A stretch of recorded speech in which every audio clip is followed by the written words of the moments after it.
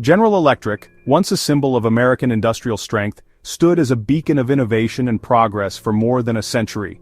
Its factories powered cities, its products filled homes, and its name became synonymous with American ingenuity.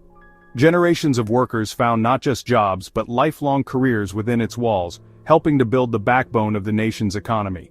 But today, this titan faces a period of dramatic change, as the world it helped shape evolves at a relentless pace. The once bustling factories now echo with uncertainty, and the company's future is being rewritten in real time. For decades, GE produced everything from light bulbs to jet engines, shaping economies and communities worldwide. Its reach extended into nearly every aspect of modern life, from powering homes to connecting continents by air.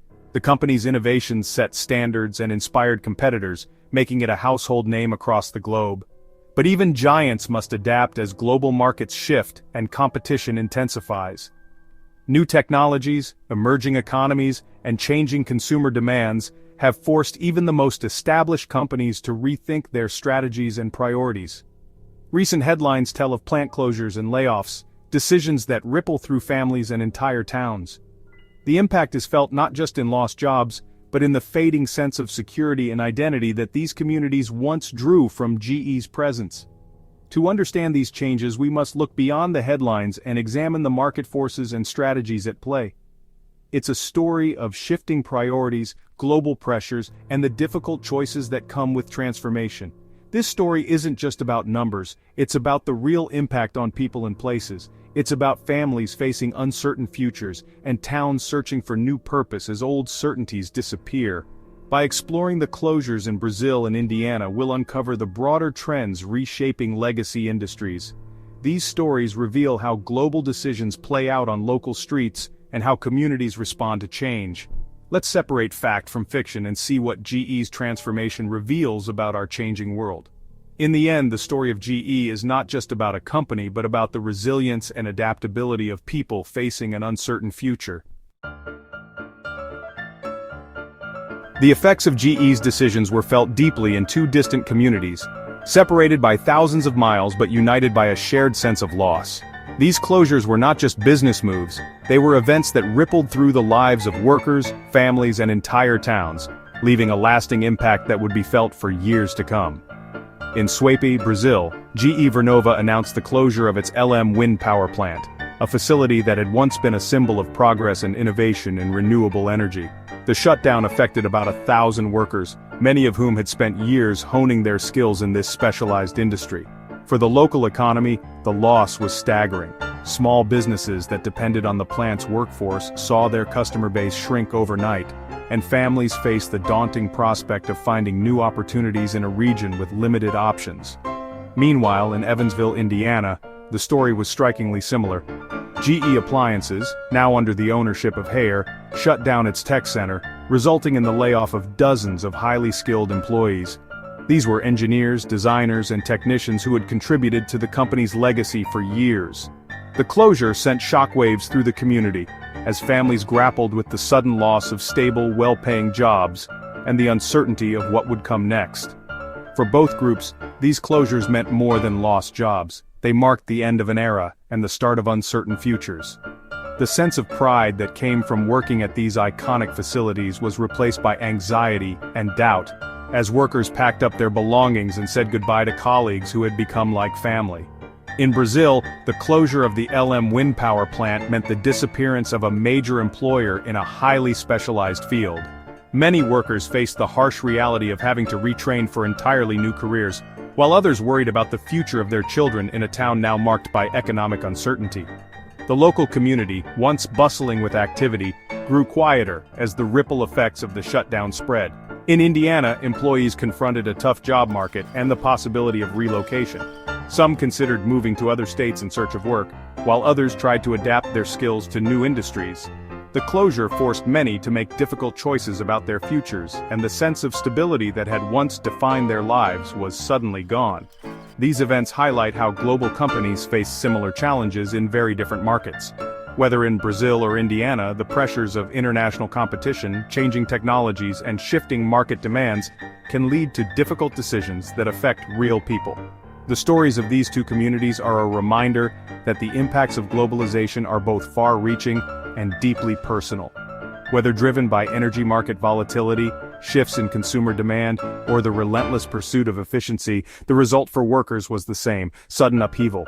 News of the closures spread quickly, leaving many to process the shock and uncertainty together, searching for answers and support in a rapidly changing world.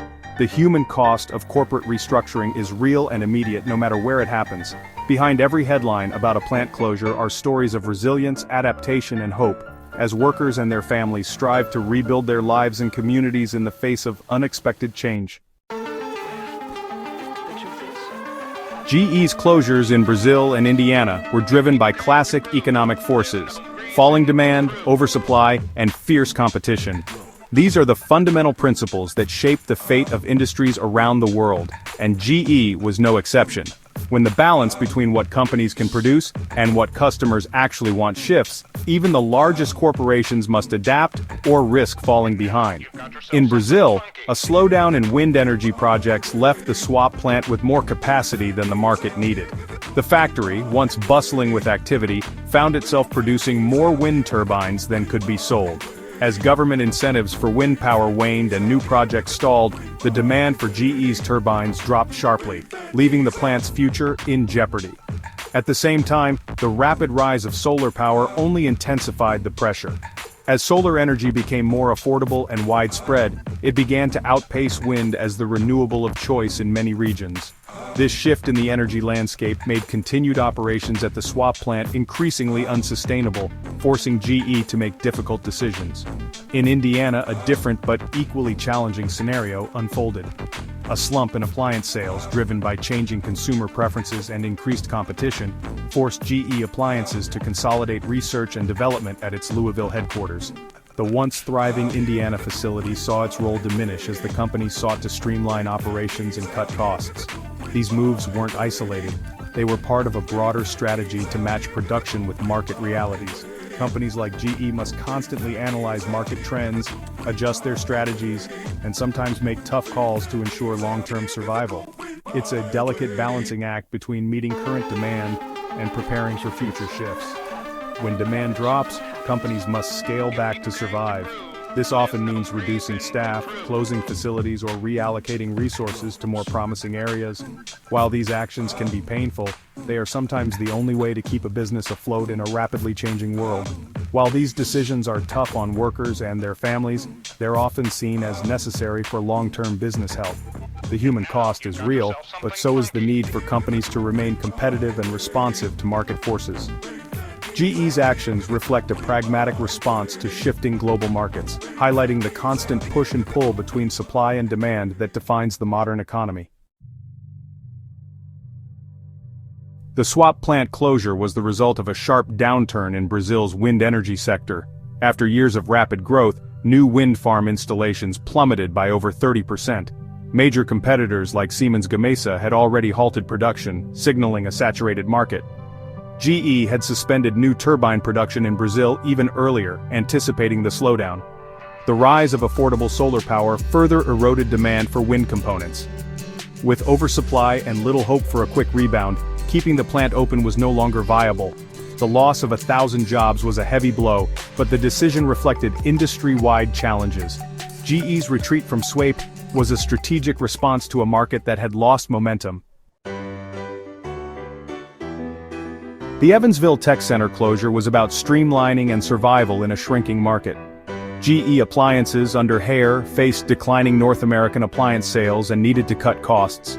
Consolidating R&D in Louisville brought teams together, reduced overhead, and aimed to boost innovation. The Evansville facility, though modern, was geographically isolated from the company's main hub. This closure was part of a broader workforce reduction, following similar cuts in previous years. The move signaled a shift toward a leaner, more agile operation. For GE Appliances, centralizing talent was a strategic bet on future competitiveness. For Evansville, it meant the end of a brief chapter in high-tech industry. In the wake of these closures, political speculation swirled. Some blamed tariffs and government policy, but a review of company statements and credible news reports shows no evidence that tariffs played a role.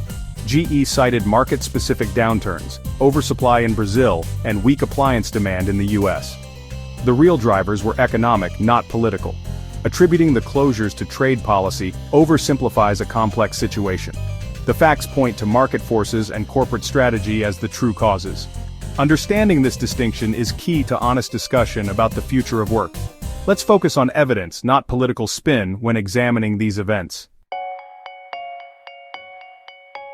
When GE Appliances closed its Evansville center, it offered support to affected employees. Workers received a 30-day notice and severance pay of up to 6 months, depending on tenure.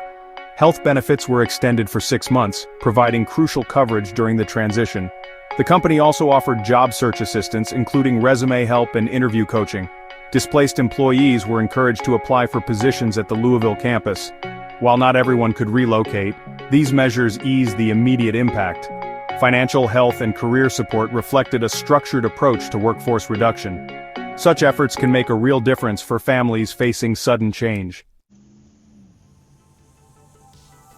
Evansville's story is one of industrial rise, decline, and resilience. Once the refrigerator capital of the world, the city thrived on manufacturing for generations. Globalization and shifting markets gradually eroded that base, with major employers leaving town. The opening of GE's Tech Center in 2015 brought hope for renewal in high-tech jobs. Its closure less than a decade later was a painful setback, echoing past losses. For residents, it symbolized the ongoing struggle to redefine the city's economic identity. Evansville's experience mirrors that of many Midwestern towns adapting to a new global reality. The loss was more than jobs. It was the loss of a symbol of possibility. GE's plant closures in Brazil and Indiana reveal the relentless pressures of today's global economy. These were not random acts, but calculated responses to market downturns and shifting demand. Even iconic companies must adapt or risk falling behind. The closures highlight the volatility of both old and new industries, from appliances to renewable energy. GE's support for laid-off workers in Evansville offers a model for responsible transition. Understanding the real causes, market forces, not politics, enables better solutions for workers and communities.